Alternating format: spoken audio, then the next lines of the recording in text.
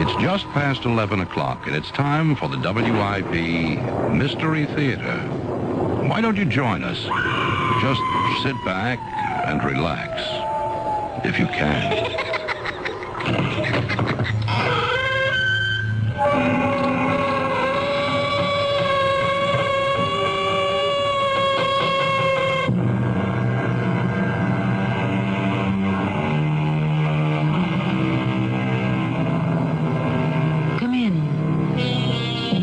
Welcome.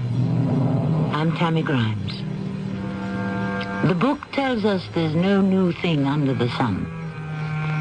Long before medical science discovered quinine, primitive peoples knew that fever could be brought down by chewing the bark of certain trees. They were also aware of the curative properties in various roots and herbs. The Caesarean operation was named after Julius Caesar, because that's how he was born. Yes. We can say there's really nothing new, except perhaps a variation on that which has been forgotten long, long ago. Look at this thing, Ballard. It's an iron spearhead. So? This piece of iron, smelted by a primitive people, is harder than any metal we know in our own 20th century. No, I don't believe it. They have a certain formula. It could revolutionize the technology of the world. I don't believe that either. It could be yours for $1 million.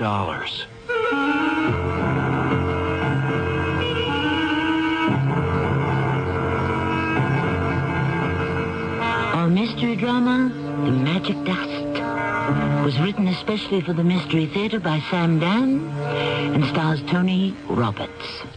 I'll be back shortly with Act One.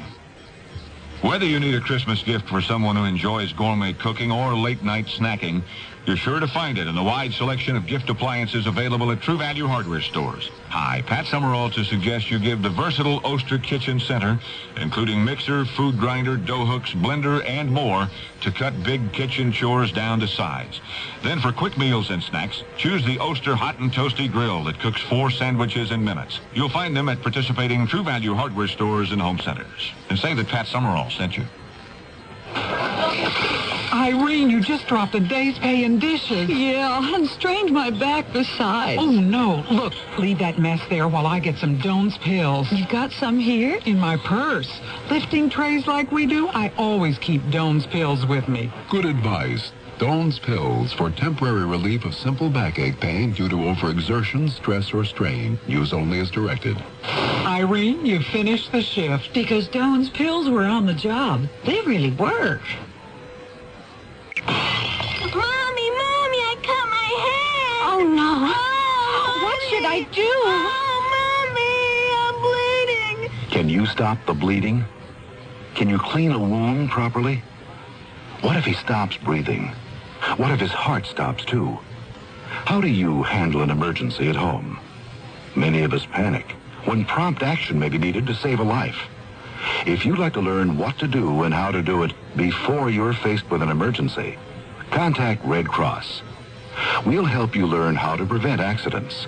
We'll teach you first aid, Red Cross CPR, family health and home care. Countless lives have been saved through safety and health care skills learned through Red Cross courses. And because of these skills, millions of Americans live safer, happier, healthier lives. Learn how to take better care of yourself and your family. Call Red Cross. We'll help. Will you?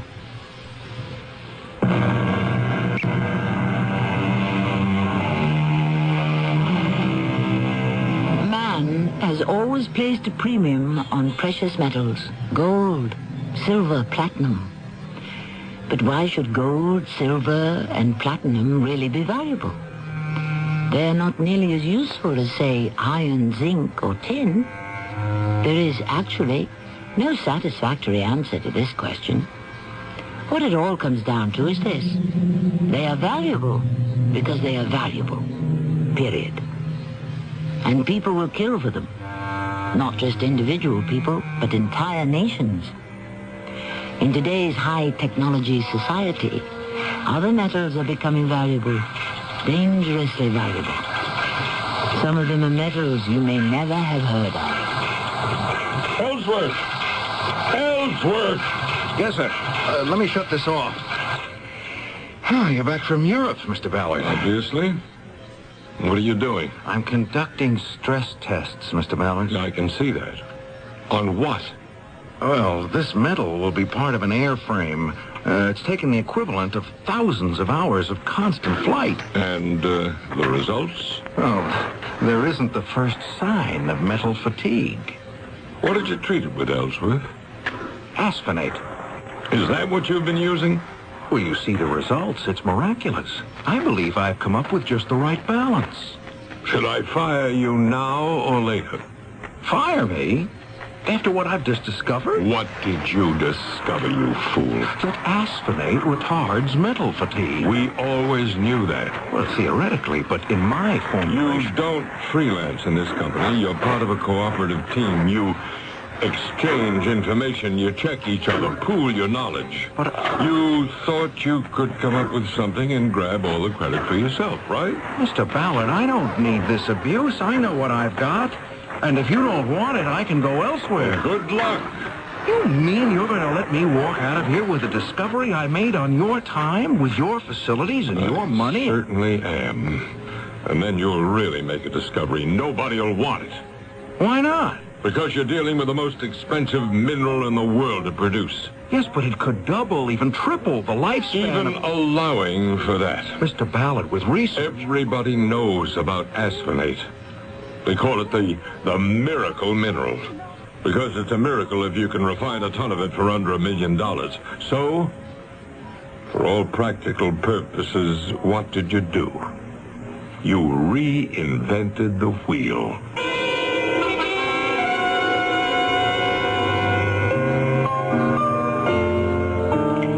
Do you have a request? Huh? What? Do you have a favorite tune? Oh, well, no, I don't think so. Hey, everybody's got to have a favorite. What do you want me to play? Oh, whatever you like. What songs do you know? Oh, I'd say I know at least 1,000. Well, just pick one at random. Am I bothering you? Well, I'm supposed to chit-chat with the customers, and you're the only one in the place. I lost my job today. Oh, I'm sorry. Well, let's see. Do I know a special song for somebody who's just been fired? I wasn't exactly fired. No? No, but the handwriting's on the wall. You could say I was weighed in the balance and found wanting. Why did I do it? Why'd you do what? Oh, something stupid. Everybody does something stupid now and then. Yeah, but this was self-destructive. Oh, yeah? There's a metal called asphenate. I never heard of it. Well, the average person, I'll wager, has never heard of most of the metals. That's so. Well, there's iron, copper, tin, nickel. I guess I'm scraping the bottom of the barrel. Oh, gold and silver. What else? Well, how about promethium? Oh, you're kidding. Yeah, protractinum and samarium, tantalum, terbium. That could make a pretty good song. But asphenate... How do you know so much about it? I'm a metallurgist. That could change our industrial society. Oh, for the better? Oh, of course. How can you even ask such a question? Well, it never hurts to ask. Well, the problem is it costs a fortune to produce. It does? So it's economically impossible. Well, better luck next time. What made me run those experiments? I mean, what was I thinking about? Why did I completely overlook the economic factors? Why? Are you asking me? Well, I have to ask somebody. Why don't you go to a shrink? I've been to one. All I want to talk about is my childhood. Well, maybe that's where the answer is. Well, why should I want to relive my childhood? It was unhappy enough the first time. Oh, why? You sure you want to hear the story of my life? Shouldn't you be playing the piano? I'll give you a little obligato. You know what I'd like to hear? Name it. A Strauss waltz. Which one? Anyone. It doesn't matter. Well, how about... Yeah, okay. Why did you ask to hear this? I don't know. Today there's so much I don't know. Why did I commit to those experiments with asphenate when I should have realized it was a practical impossibility? Couldn't I see I was only proposing to cut my own throat? Maybe you have a death wish. Well, there must be a reason. I'm not stupid. I'm not impractical. What was the reason? Oh, let's see. You said you managed to make it through your childhood and into college. Did things get better there? Yes, because at school I could lose myself in study. And I did. I discovered science. Oh, you've been playing, Yes, I've been playing. What's your name? Diane. Diane, what were you playing? Vienna Life. I've heard it before. Where? You could have heard it anywhere. In a movie, theater. No, I don't go to those places. I don't have the time, but I heard that song. I know I did. Well, if you don't listen to music, then why did you ask me to play a Viennese waltz? I don't know. Are you Viennese? No. Were you ever in love with a Viennese girl? I was never in love with anyone. Ooh, why not? Don't have the time. You don't seem to have time for very much, do you? Still, why did I ask to hear a Viennese waltz? Did you ever know anyone from Vienna? No. Wait. Yes, I did. Who? Francesca Platek. I knew it. Dig deep enough and you'll always find a girl. Oh, she wasn't a girl. Francesca Platek wasn't a girl? Well, she was a woman. Oh, it's even better. A professor of anthropology.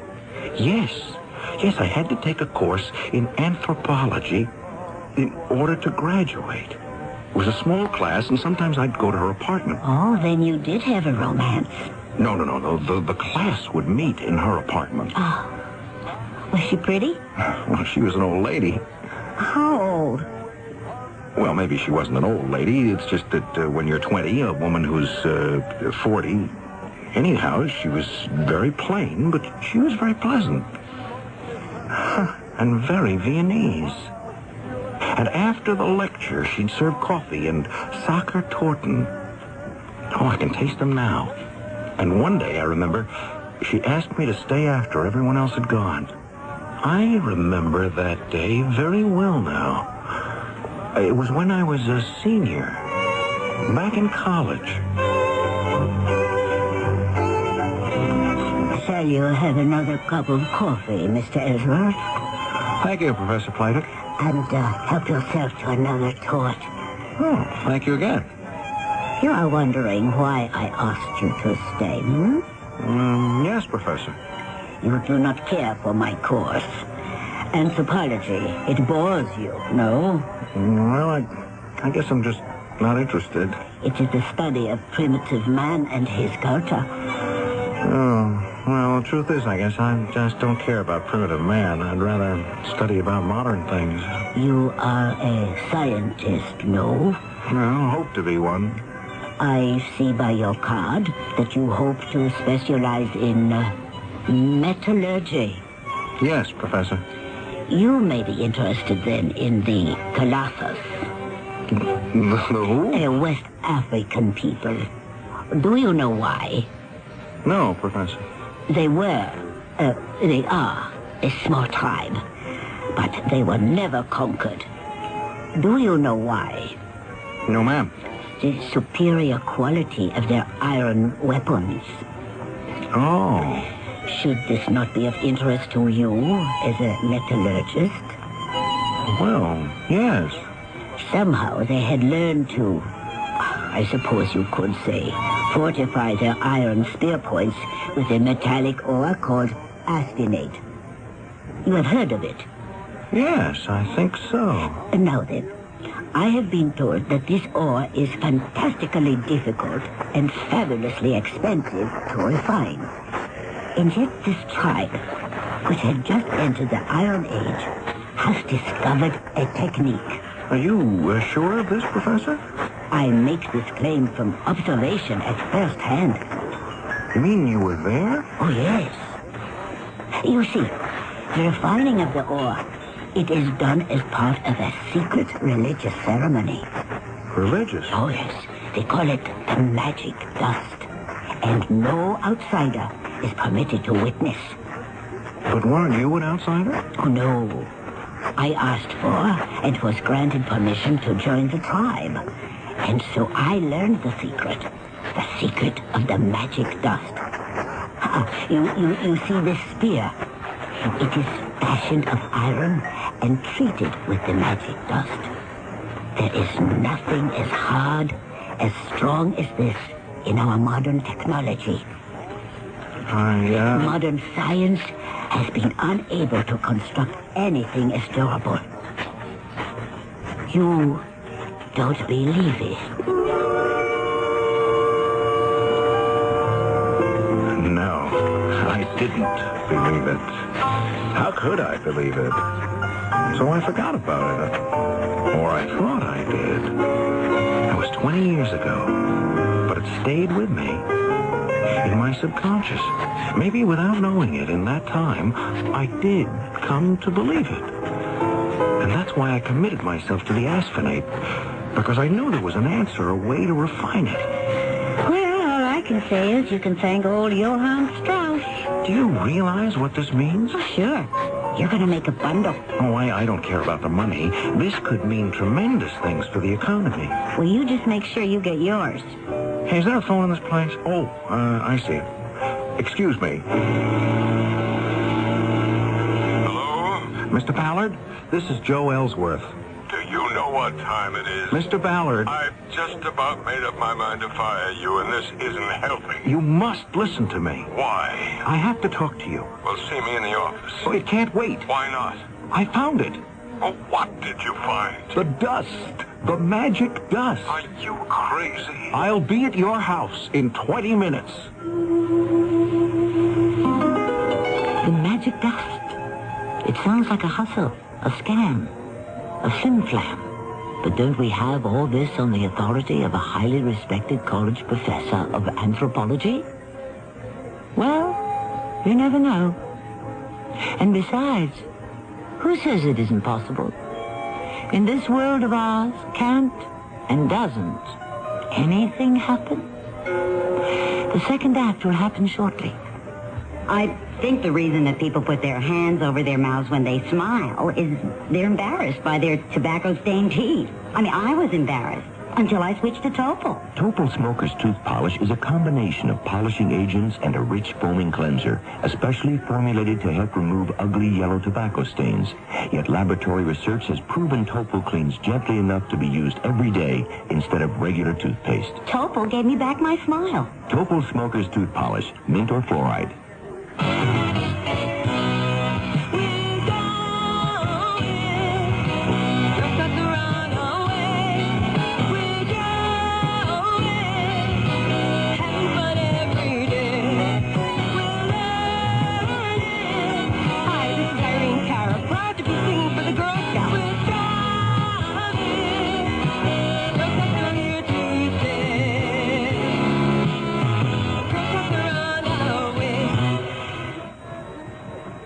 I'm lost and lonely, scared and sad, trembling at the thought of making me mad. My love is yours, but at times you're so cold.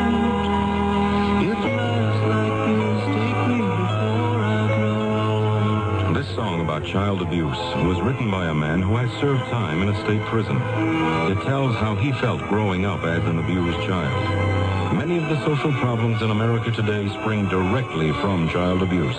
Yet, with enough knowledge and enough money, child abuse can be prevented. Help us get to the heart of the problem. Write Prevent Child Abuse, Box 2866, Chicago, Illinois, 60690.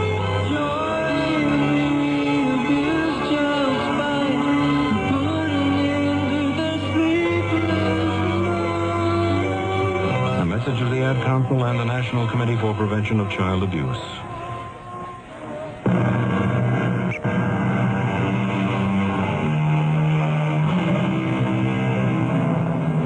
seek the truth, we must endure the consequences, which is why so few people actively pursue it.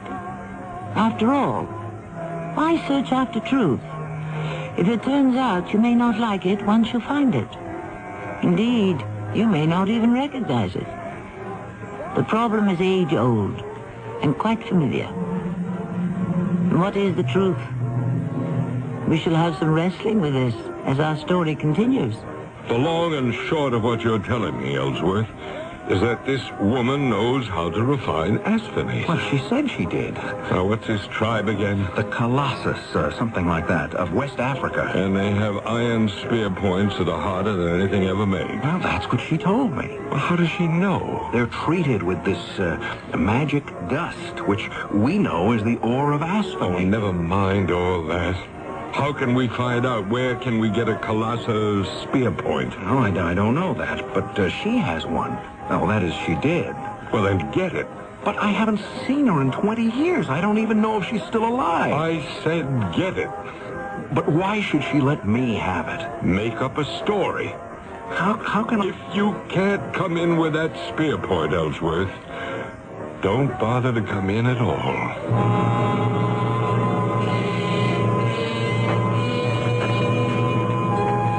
Of course, I remember you, Mr. Ellsworth. Some coffee? And I recall you used to love these Thornton. Oh, thank you. And a little music.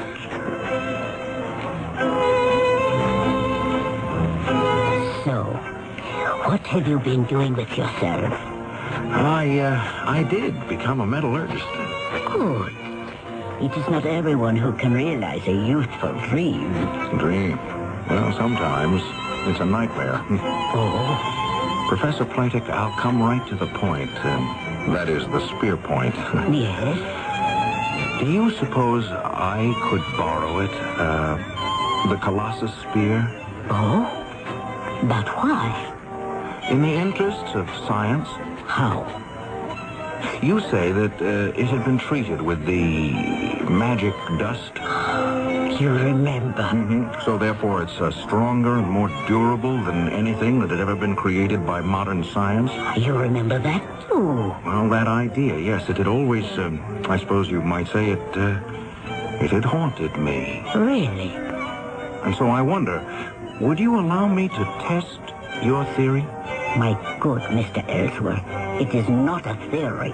It is a fact. Professor, a theory cannot become a fact until it is tested.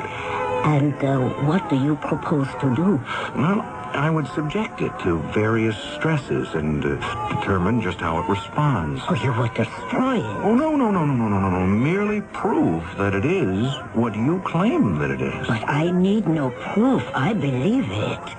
Why? Because I am a true believer. All right. Then how would you like to make a true believer out of me? Well, why not? Why not indeed?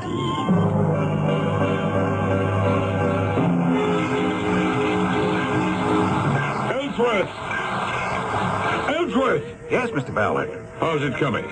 Look at this. Look at it. It's impossible. Maybe it's impossible, but it's true. This chunk of iron, this primitive spearhead, it cannot have taken this much punishment, this much stress, this much heat. You have the evidence of your own eyes. All right, I'm convinced. I'm a believer. This woman, this Professor Francesca Platek, she knows a way to refine asphenate? Yes, sir. Well, then find out what it is. Oh, find out? Well, how? It's a secret. Offer her money. Oh, I don't think she'd take any. I'm not out to cheat her. There's enough here for everybody. Yes, but this is a religious... Ellsworth, you'd be surprised at how much religion you can buy for $1 million. $1 million? Uh-huh. And we'll go higher if we have to. No, I am afraid not. But, Professor... I have been sworn to secrecy. You have no idea what this could mean to society. Yes. But the beneficial effects are almost impossible to calculate. Really? Just think. Metals will last longer, which means we'll use less of them and thus conserve more of them. Not to mention the fuels needed to refine and transport and convert them. I mean, they'll be harder, safer, more efficient, more effective. You understand? Of course. The magic dust, as you call it. This is the key. Evidently, your tribe, the Colossus, know of a cheap way to refine it. Yes. And you know it too, don't you? Yes, I know it. You won't be the loser. You can name your price. My price? Well, it could be worth millions to you. Millions? Mr. Ballard is offering you a blank check. Tell me, Mr. Ellsworth, what would I do with millions? But the world needs this magic dust. Name your price. The price, my friend, is my life. Your life? You see, Mr. Ellsworth, I have been inducted into the Colossus. I am a sister. I have sworn never to tell anyone the secret or use it for my own purposes.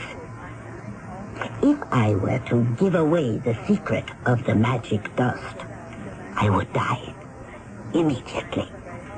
Die? How? Why? Because I took my oath, and I invited the spirits of the ancient Colossus people to strike me down dead if I ever betrayed it. Well, how can you believe something like that, Professor? You're a modern 20th century woman, a professor of anthropology. All the more reason to believe it. Isn't there any way that I can convince you? No. But this is merely a formula. Yes, I know. I wish that I could convince you of the value. Another cup of coffee, Mr. Ellsworth. What do you mean she said no? She isn't interested. What kind of nonsense are you giving me? She turned it down. That's impossible. No rational, intelligent human being can say no to $1 million. No, she did. I don't believe it. Mr. Ballard, there are those people who live in a world of their own and nothing else matters to them. What was I thinking of? Sending a boy on a man's errand. Where does this woman live? I can only say to you what I said to Mr. Ellsworth. No, Mr. Ballard. Did Ellsworth tell you that price was no object? Money is not the issue. Money is always the issue. There is my honor. Honor is a commodity like anything else. It can be bought and sold. Then let us say I fear for my life. You mean this mumbo-jumbo about being struck down by the avenging spirits of the Colossus people? It is not mumbo-jumbo. Madam, you have a formula, is that true? Yes, true. It can be reduced to a piece of paper. You have probably done that already. And what if I have? I want that piece of paper, in return for which I shall give you this piece of paper. You see what it says? Pay to the order of... you just fill in your name and the amount. My signature is already on it. My answer is no. Well, call the bank. Ask them how much I'm good for. Shall you have another cup of coffee, Mr. Ballard? Now, look here, Professor Platek. I am sorry, Mr. Ballard, but this must be the end of it. Oh, no, Professor, not the end. Just the beginning.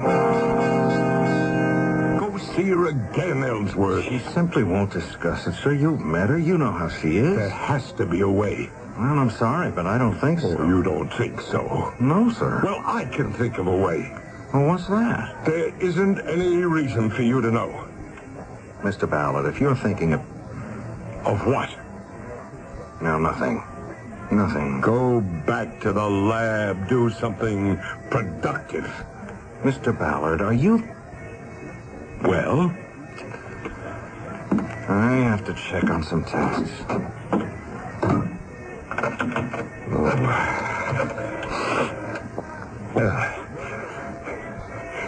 Caraway? Yeah, Frank Ballard. You told me that you You know some very reliable people? Yeah. Well, there's something that I need.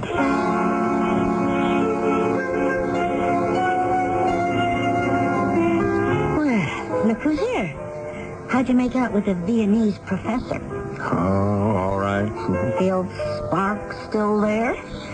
I don't know. I don't know what to do. Oh, about what? I don't know. If something would have happened to her, I could never forgive myself. Oh, what could happen to her? Maybe I better warn her. Warn? No, I guess advise would be better. About what? That's what I'll do.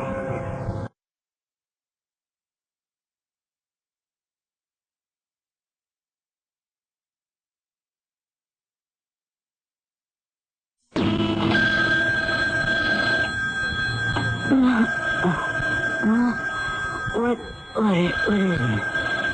Oh, the telephone in the middle of the night. Hello? Professor Playdick? Who is this? It's Ellsworth. Ellsworth? I know it's late, but... Yes, but... Please be careful. But I am always careful. Is this why you call me at midnight? Yes. I watch when I cross the street. You could be in danger. Danger? If I were you, I would make sure my doors are always locked and... Oh, what are you trying to say to me? Listen, why don't you go away on a trip? A trip? Where? To Vienna. I have seen enough of Vienna in my lifetime. Well, somewhere else then. Why? I am very happy here. Well, just be careful, huh? Of course. And, thank you for your concern over an old lady. Good night, Mr. Ellsworth. What was that? Who is out there? Oh, someone is in the other room. Who are you? Shut up, lady. Why are you ransacking my room? What do you want? I called the police. Down that Oh, help me! Help me! Help me! Things have become violent, as somehow we suspected they would. Professor Francesca Playtech lies on the floor. She's dead. In a little while, the police will be here. The coroner will note that she died of a heart attack brought on by extreme fright. The room has been ransacked, and it will probably become just another incident in the voluminous files of the police. But we need another act, and it shall arrive shortly. He was a good cop. Too good for them. They tried to kill him and missed. Too bad for them. They took away his hearing. He lost his badge. Then his woman. And then, using his deafness as a silent partner, he vowed he would get them back, no matter what. See Hear No Evil, the CBS TV Saturday night movie at 9, 8 Central and Mountain. Hear No Evil. Countdown to Cure. Hi, this is Henry Winkler with a message from the Leukemia Society of America. Leukemia treatment and research has advanced encouragingly during the last 10 years. We are now able to stop the progress of this disease in many cases, especially children. But more than half of all leukemia occurs in persons over 60 years of age. Each year there are 23,000 new cases. So please support the Leukemia Society's Countdown to a Cure. It's a matter of time. Thank you. Hello, this is Max Moran. Do you have a sight problem that prevents you from reading? I've got good news for you about Choice Magazine Listening, a free service. Every other month, Choice Magazine Listening will send you, free, on phonograph records, 8 hours of selections from leading magazines featuring writers like William Styron, Joyce Carol Oates, John McPhee, Kurt Vonnegut, Art Buchwald, many others. So if you are blind or unable to read regular print, or if you know someone with this problem, write to Listening, Box 10, 10, Port Washington, New York, 11050. We'll also tell you how to get the special record player provided free by the Library of Congress as part of its Talking Book program. So, write listening, Box 10, Port Washington, New York, 11050, or telephone 516-883-8280. That's 516-883-8280. A public service message on behalf of the nonprofit Lucerne Fund.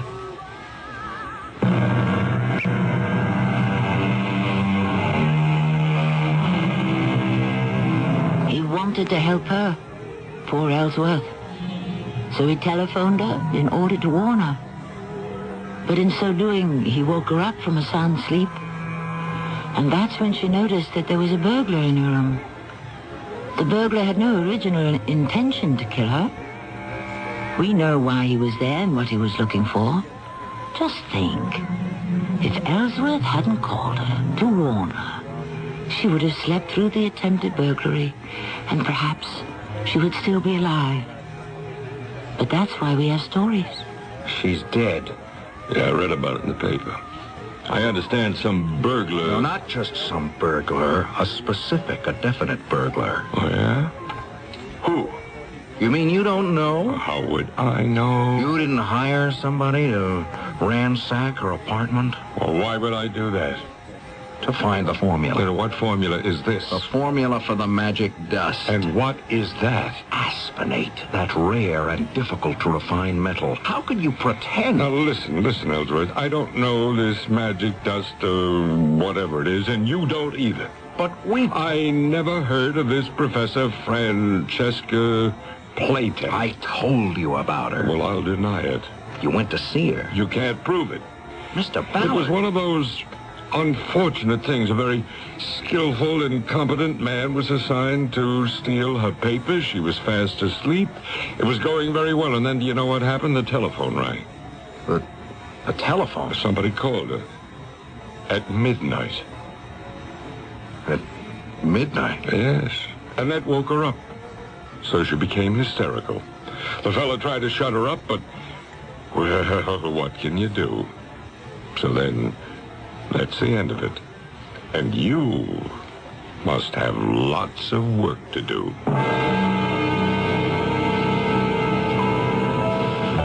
Hey, can I talk to you? Sure. There's no one else I can really say this to.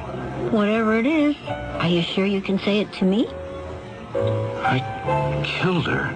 Who? Professor Francesca Playtech. I knew he was going to hire somebody to ransack her apartment. Who was? My boss, Mr. Ballard. But why? No, to find the formula. The formula for the magic dust. The magic dust? Yeah, that's right. Oh, okay. What else? So I'm a party to it. I'm an accessory. Don't you think? Do you want me to believe you? Yes.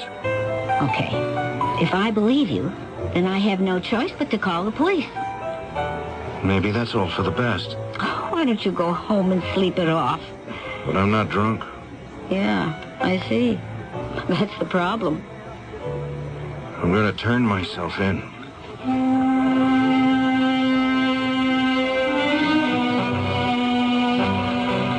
Where is he, Lieutenant? He insists that we hold him in a cell. Guess it's my fault. I've been working him too hard lately. He's been under a great deal of pressure. Yeah. There's a connection between this poor murdered old lady, what was her name, Professor Playtech, and Ellsworth.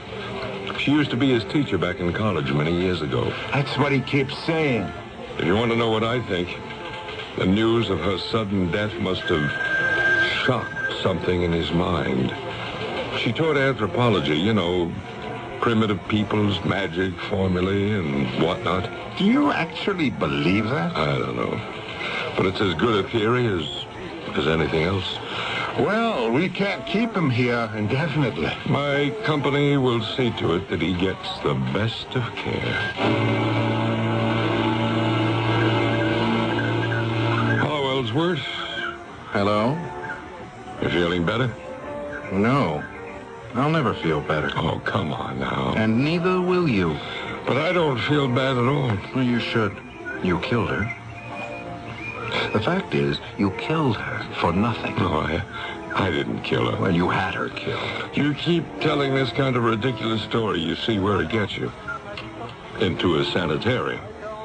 You want to stay here for the rest of your life? You're responsible for her death. All right, that's enough. You're going to pay for it. You're not doing yourself any good. I'll find a way to make you pay for it. Here. Where have you been? Away. That little problem. Get it settled? Oh, sure. Everything going to be okay? I think so. What happened? Well, you showed me how to handle it. I did? When? Just now. Oh, yeah? I was listening to you play the piano. And that did it for you? Yeah. The song. How? Oh, if I told you, you'd really think I was a nut. I think you're a nut anyhow. Do you? Mm-hmm. But a nice nut. Good night. I'll see you when I get back. Oh, from where? Africa. You? Hello, Mr. Ballard. Well, what are you doing here? I'm allowed out. May I come in? Well? What are we going to do about the magic dust? Well, what can we do about it? She's dead. But does the secret have to die with her? What do you suggest? Well, how did she find out about it? How?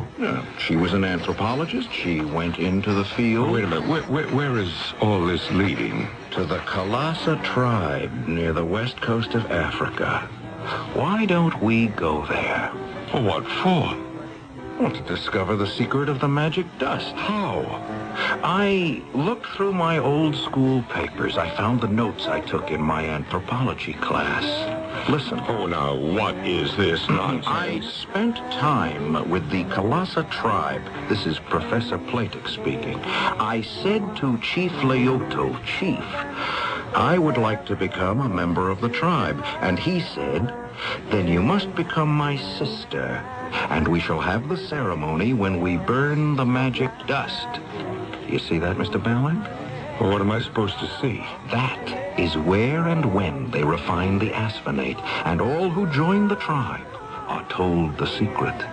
How would you like to become a member of the Kalasa tribe? Me? And learn how to refine the magic dust. You know what you're saying? Do you realize what that could mean to the company? Yes.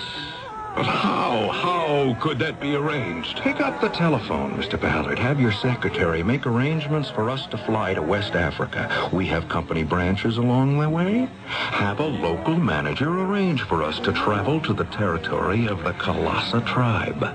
We can be in West Africa by the day after tomorrow. What's that? Drums. What kind of drums? The guide told me the chief is being informed of our arrival. Hey, where is everybody? Our guides? They left us, all the local help. You mean they've deserted us? No, and we're in no danger. It's just that we are now in the Kalasa country. So? Well, it's considered a place filled with magic and spirits and so forth. The country here must be rich in asphenate. The trick is to know how to extract it. And that's what I'm going to find out. Hey, somebody's coming. Well, that must be the chief. All right, you're on your own, Mr. Ballard. Before it's too late. Are you sure you want to go through with this? Why shouldn't I? Because once they teach you the secret, you're not allowed to betray it. The spirits of vengeance... Oh, please, spare me. You are... My name is Ballard. You have come here? Yes. Why? To bring the news of my sister's death. Your sister? She is also your sister. She is? She was Francesca. Francesca? Yes.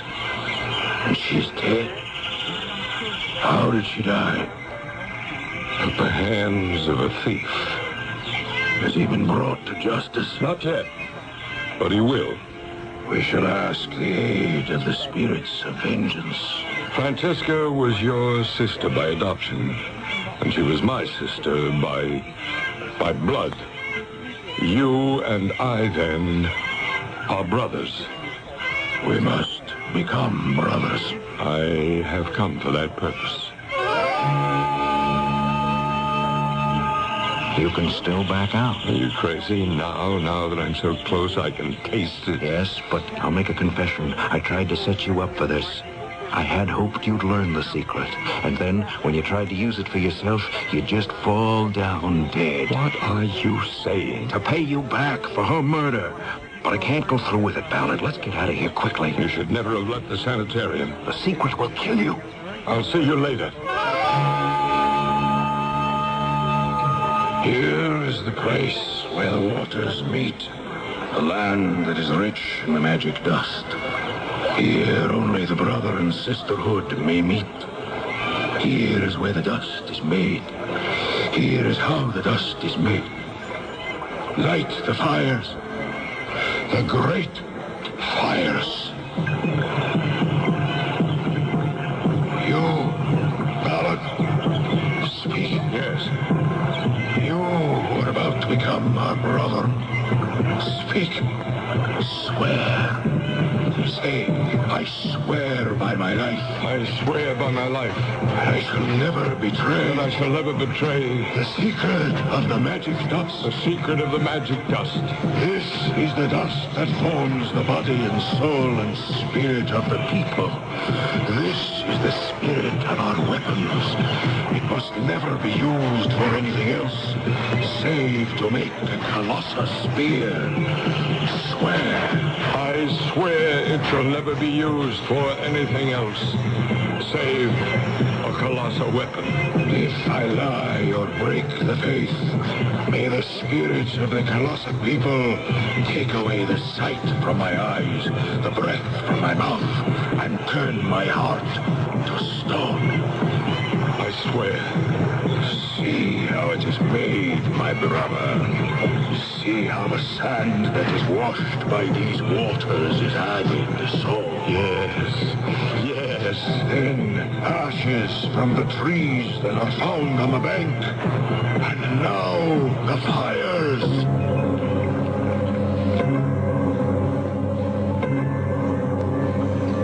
Are we ready? Is all the raw material here? Yes, but... Then I'll have to feed the formula into the computer. Don't, Mr. Ballard. The moment you do that, the spirits of the colossal people will take vengeance. You are a hopeless nut. Now move aside. I have to punch this out. No. There we are. Now watch. Mr. Ballard, you cannot do that. Who says I can't? I do. I am your sister. I have no sister. Who are you talking to? Can't you see? It's Francesca. Who? She's standing right beside you. How could she be standing here? She's dead. You must not use the formula. Nonsense. So as the sight shall be gone from your eyes, the breath shall be taken from your mouth. That's nonsense. Mr. Ballard. And your heart shall turn to stone. I don't believe it. Shut down the computer. Never. Very well then. Mr. Ballard. I can't see you. What's wrong? I can't see. Stop the computer. I can't breathe. I can't breathe. Mr. Ballard. Mr. Ballard!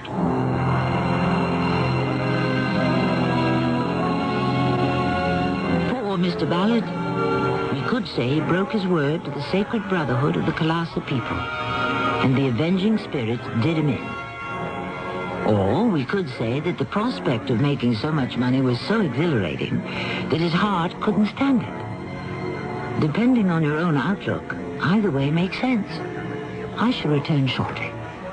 Come to the White Westinghouse holiday. About you.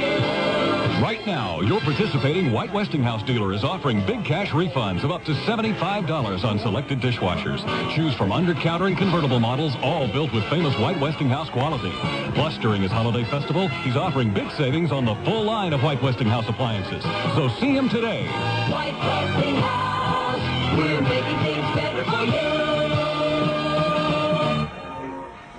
Serial introduces Mr. Buster Crabbe, film actor and author of Buster Crabbe's arthritis exercise book.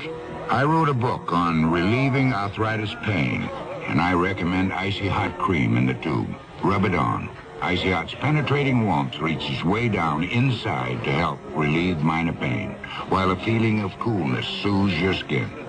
I'm convinced that greaseless Icy Hot Cream will give you fast, effective relief that lasts for hours. Use only as directed.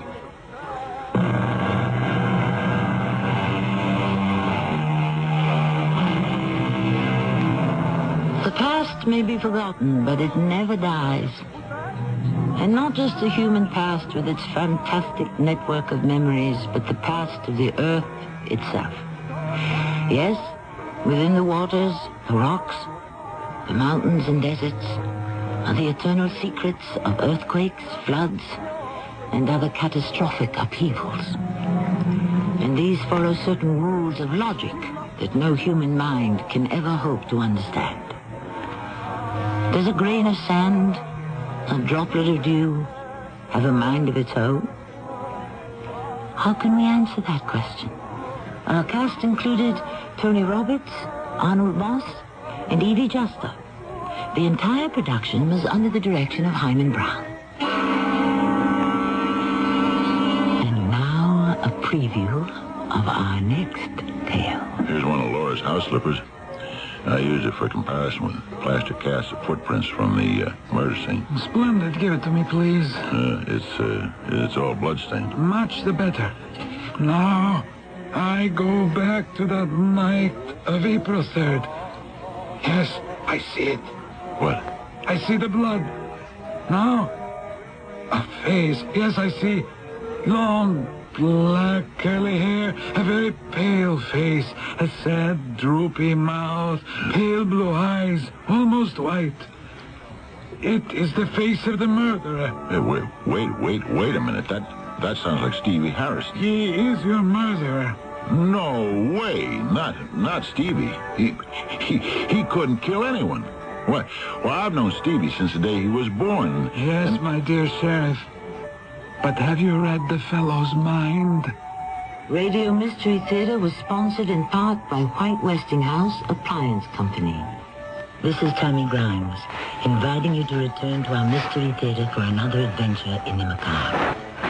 Until next time, pleasant dreams.